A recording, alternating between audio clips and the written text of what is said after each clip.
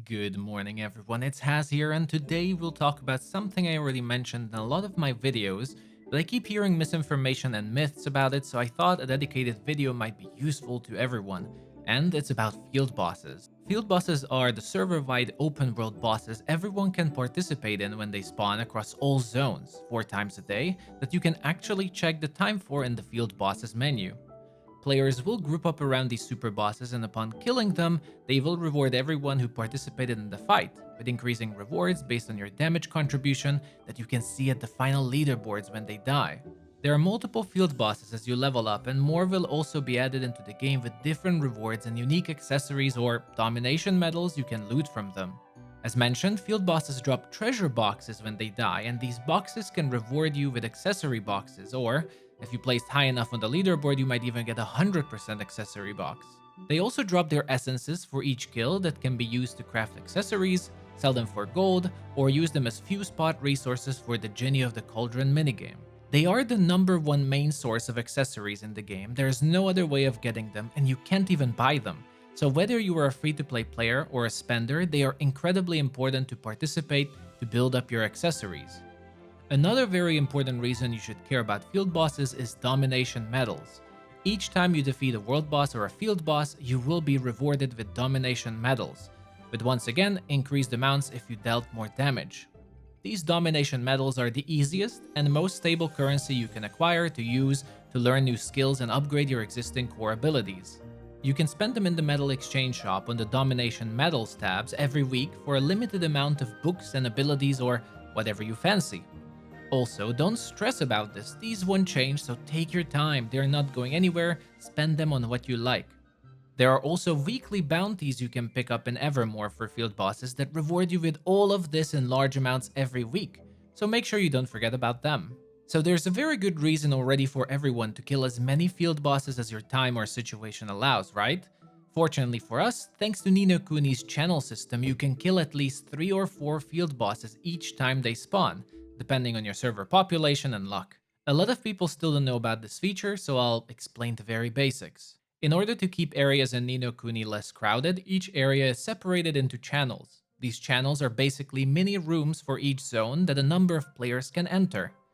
When a channel gets close to full, new channels are created and more players can enter those, thus maintaining a healthy amount of players in each area and not allowing them to get overcrowded and ruin player experience. Because of this, to make sure that no players are left out of the fun, field bosses also spawn on every single channel that exists for a zone. Meaning, if there are 30 channels for the Heartlands, that means there will be 30 cockatrices, one on each channel, and so on for each field boss. This system can be used by the player base in a smart way to ensure increased rewards by changing your channels to kill more than one of each field boss. You can check what channel you are in the bottom of the minimap or in the field boss menu, and it will list all the channels existing, with a red field boss icon next to them that represents a field boss and how much health it still has. This way you can and should switch to as many channels as you can each time you kill a field boss to guarantee acquiring as many loot boxes and domination medals as you possibly can. The field boss menu helps you teleport to all field bosses no matter if you've ever been in that zone and will allow you to participate. One downside is that there is roughly a 1 minute or a little bit more cooldown on swapping channels, so if a field boss dies too fast, you will have to wait until you can switch to the next one. But you will still be able to kill more than one.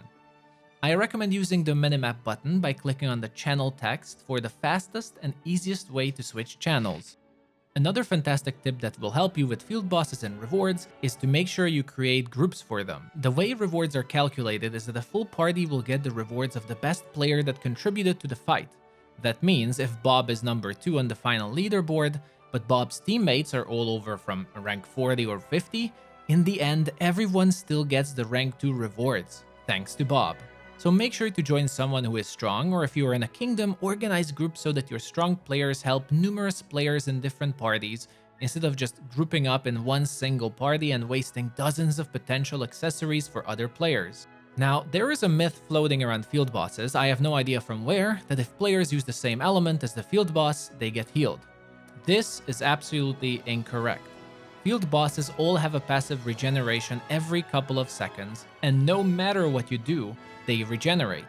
This is designed in order to have a DPS requirement for defeating them, and players won't be stuck fighting them for hours trying to kill a single field boss. There could be certain bugs that reset their health, but I haven't encountered anything like that so far, but there is no healing mechanic related to what element people use. If your bosses keep healing back, that means you guys don't have enough DPS yet. In fact, using the same element as the target is not even a bad thing, considering if you have a stronger weapon or familiar of the same element as the target, it's actually better to use them if you would do more damage than a weaker item or familiar of the correct element, as long as it's more than that 50% damage boost, since the same element is neutral damage and suffers no bonuses or penalties.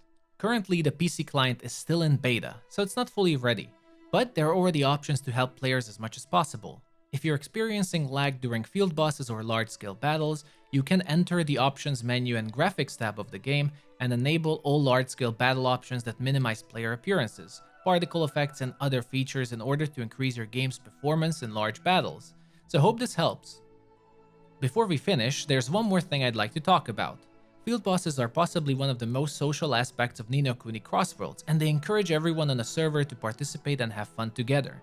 For this reason, I'd also like to encourage everyone of all level to always join field bosses, as no matter what level you are, level 1 or level 60, as long as you participate on any field boss battle and you at least use one ability on the boss, at the end you will get a participation reward.